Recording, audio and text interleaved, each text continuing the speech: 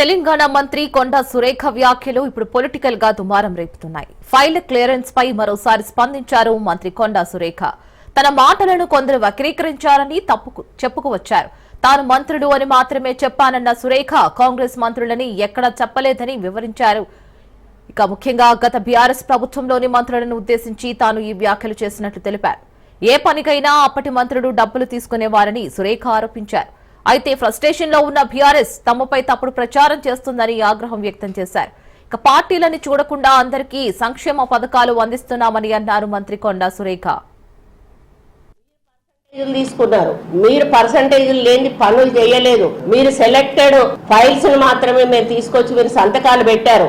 అటువంటివి వాళ్ళకి అవసరం లేదు. ఎందుకంటే వాళ్ళకి డబ్బులు వచ్చే పర్సంటేజ్లు వచ్చే పెద్ద పెద్ద పనులను తీసుకొని ఈరోజు కోట్ల రూపాయలు వాళ్ళు దండుకొని ఈరోజు కోటీశ్వర్లై నేను ఒక చిన్న మాట, అది నేను జనరల్ గా వాడినటువంటి మాటను దాన్ని కాంగ్రెస్ వాళ్ళకి ఆపాదిస్తున్నాను. నేను కాంగ్రెస్ మంత్రులు అనేటువంటి మాట ఎక్కడ కూడా జనరల్ గా మంత్రులు అనేటువంటి మాట మాట్లాడిన, అందరూ అని కూడా మాట్లాడలేదు, జనరల్ గా మంత్రులు అని మాట్లాడిన దాన్ని ఎవరి ఆలోచనను బట్టి వాళ్ళు దాన్ని అర్థం తీసుకోవచ్చు. అంటే ఇక్కడ టిఆర్ఎస్ వాళ్ళ మైండ్ ను బట్టి వాళ్ళు దాన్ని అర్థం చేసుకొని నేనేదో తప్పు మాట్లాడినా మా మంత్రులు అవినీతి చేస్తా ఉన్నారు అనే పద్ధతిలో నేను మాట్లాడినా అని చెప్పి ట్రోలింగ్ చేయడం చాలా బాధాకరం. వెంటనే దాన్ని ఆపాల్సిన అవసరం ఉన్నది. లేకపోతే నేను సైబర్ క్రైమ్ వాళ్ళకి తప్పకుండా నేను కంప్లైంట్ ఇస్తాను. మీరు ఎందుకంటే తొండముదిరి ఊసర వెళ్ళి అయినట్టుగా ఈ టిఆర్ఎస్ ట్రోల్స్ ఏవైతే ఉన్నాయో, టిఆర్ఎస్ పేడ్ బ్యాచ్ ఏదైతే ఉందో వాళ్ళు మరీ దారుణంగా, కనీసం వాళ్ళు మనుషుల పశువులా కూడా అర్థం కానటువంటి పరిస్థితిలో వాళ్ళు ఉన్నారు. వాళ్లకు కుటుంబాలు ఉన్నాయి, వాళ్ళకు అక్కా చెల్లెళ్ళు ఉన్నారు, వాళ్ళకు ఫ్యామిలీస్ ఉన్నాయి.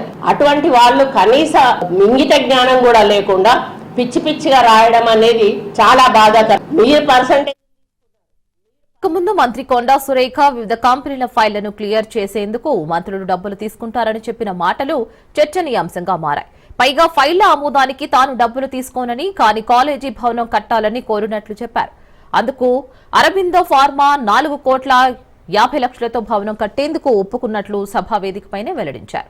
అంతేకాదు అరబిందో ఫార్మా ఫౌండేషన్ నూతన భవన నిర్మాణ కార్యక్రమంలో పాల్గొని మాట్లాడడం ఇప్పుడు మరింత హాట్ టాపిక్ గా మారింది. ఎక్కడి నుంచి తేవాలి 4.5 crores అనేటువంటి ఆలోచన వచ్చింది. ఎక్కడి నుంచి చూసినా కూడా నాకు ఎక్కడ దారితే నువ్వు తెలియలేదు.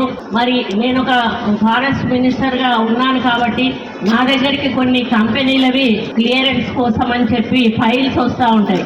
మామూలుగా మంత్రులు అట్లాంటి ఫైల్స్ వచ్చినప్పుడు డబ్బులు తీసుకొని క్లియరెన్స్ ఇస్తూ ఉంటారు.